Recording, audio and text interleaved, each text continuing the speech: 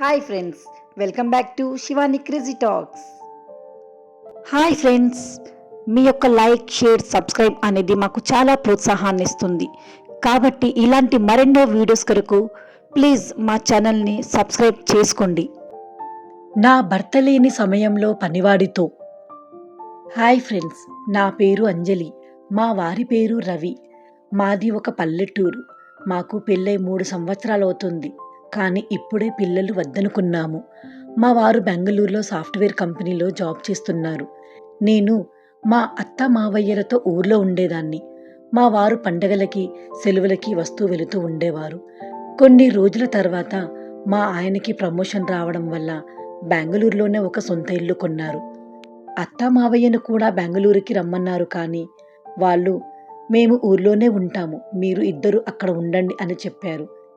రవి నన్ను తనతో పాటు కొత్త ఇంటికి తీసుకెళ్లారు. మా కొత్త ఇల్లు చాలా పెద్దగా, విశాలంగా ఉంది.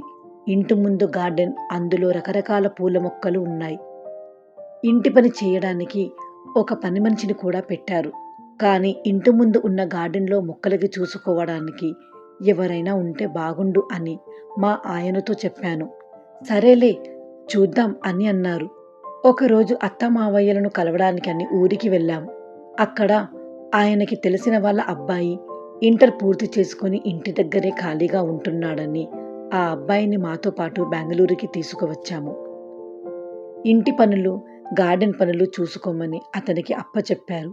అతని పేరు విజయ్. 23 సంవత్సరాలు ఉంటాడు. విజయ్ చూడ్డానికి చాలా అమాయకంగా ఉంటాడు. కానీ పనుల్లో మాత్రం చాలా చురుకుతనం ఉంటుంది. అన్ని పనులు చకచకా చేసేస్తాడు. మా వారికి కూడా విజయ్ అంటే చాలా ఇష్టం. మేము చెప్పిన అన్ని పనులు చాలా చురుగ్గా చేసేస్తాడు. విజయ్ కూడా మాలో కలిసిపోయాడు.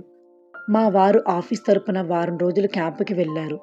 వెళుతూ విజయ్ని పిలిచి నేను వచ్చే వరకు అంతా జాగ్రత్తగా చూసుకో అని చెప్పి వెళ్ళారు. ఒకరోజు నేను స్నానం చేస్తుండగా బాత్రూంలో కాలు బెనికి కింద పడ్డాను. ఆ చప్పుడుకి విజయ్ పరిగెత్తుకుంటూ వచ్చి బాత్రూమ్ డోర్ కొట్టాడు. నేను మెల్లిగా లేచి డోర్ తెరిచాను. ఒక్కసారిగా నన్ను అలా చూసి టవల్ చుట్టుకోమని చెప్పాడు. నన్ను ఎత్తుకొని మా బెడ్రూంలోకి తీసుకువెళ్ళాడు.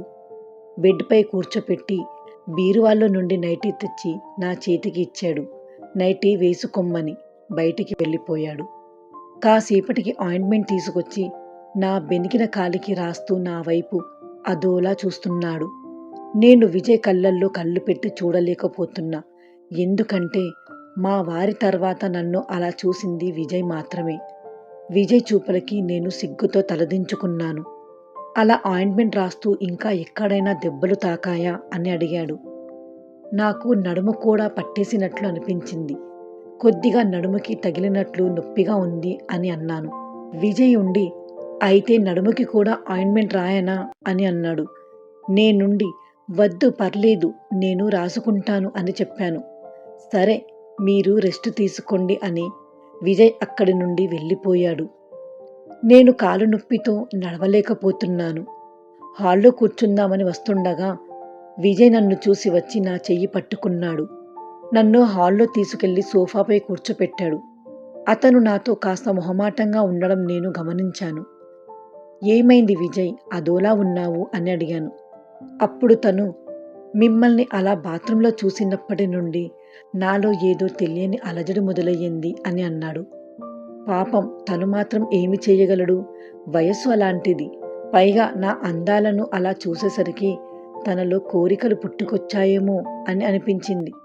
సరే విజయ్, నువ్వు నన్ను అలా చూసావని ఎవరితో చెప్పకు ప్లీజ్ అని అన్నాను. నేను ఎవరితో చెప్పను లేండి అని. ఇప్పుడు మీకు నొప్పి ఎలా ఉంది అని అడిగాడు. లేదంటే డాక్టర్ దగ్గరికి వెళ్దామా అన్నాడు. నేనుండి వద్దులే విజయ్, కాస్త ఆయింట్మెంట్ రాసుకుంటే అదే తగ్గుతుంది అని అన్నాను. సరే మీరు భోజనం చేశాక ఆయింట్మెంట్ రాస్తాను లేండి, తెల్లారేసరికి తగ్గిపోతుంది అని చెప్పి కిచెన్లోకి వెళ్ళిపోయాడు. రాత్రి ఇద్దరం కలిసి భోజనం చేశాము. మీరు పడుకునే ముందు నాకు చెప్పండి, వచ్చి ఆయింట్మెంట్ రాస్తాను అని అన్నాడు. నేను బెడ్రూమ్లో వెళ్ళి బెడ్పై పడుకొని మొబైల్ చూస్తున్నాను. విజయ్ అక్కడికి ఆయింట్మెంట్ తీసుకుని వచ్చి కాలికి ఆయింట్మెంట్ రాయడం మొదలుపెట్టాడు. కానీ విజయ్ చూపులు నన్ను వేరేలా చూస్తున్నాయి. అతని తాకిడిలో ఏదో తెలియని ఆకర్షణ కనిపిస్తుంది. నన్ను తన వైపుకి మరలేలా చేస్తుంది. కాసేపటికి విజయ్ ఉండి, నడుము నొప్పి కూడా అన్నారు కదా, కాస్త ఆయింట్మెంట్ రాస్తాను, కొద్దిగా నొప్పి తగ్గుతుంది అని అన్నాడు. నేను ఉండి, పర్లేదు విజయ్ అని అన్నాను. మీరు మొహమాట పడుతున్నారు. నాతో ఎలాంటి మొహమాటం చెప్పండి? నేను మిమ్మల్ని పూర్తిగా చూసేశాను. ఇక నడుముదేముంది అంటూ నా నడుము దగ్గరికి వచ్చి ఆయింట్మెంట్ రాయడం మొదలుపెట్టాడు. తను అలా రాస్తూ ఉంటే నాలోను తెలియని అలజడి మొదలయ్యింది. బహుశా నేను తన చూపులకి లొంగిపోయానా అని అనిపించింది. విజయ్ మెల్లిగా నడుము రాస్తూ తన చేతులని పైకి తేవడం మొదలుపెట్టాడు. నేను నా కోరికలని ఆపుకోవడానికి ప్రయత్నిస్తున్నాను. తను ఒక్కసారిగా తన చేతులని పైభాగాన్ని రాస్తూ విజయ్ అలా నా సోయగాలను తాకుతుంటే నేను పరవశించిపోతున్నాను. తనకి కూడా ఇది ఒక కొత్త అనుభూతిలా ఉంది. అలా కొద్దిసేపటి ఇక ఆ పరవశంలో నన్ను నేను ఆపుకోలేకపోయాను. విజయ్ ఆ రోజు నాతో తన సంతోషాన్ని ఈ విధంగా పంచుకున్నాడు. నా భర్త లేని సమయంలో మా వీడియోస్ కనుక మీకు నచ్చినట్లయితే లైక్ చేయండి, షేర్ చేయండి. మరిన్ని వీడియోస్ కొరకు మా ఛానల్ని సబ్స్క్రైబ్ చేసుకోండి.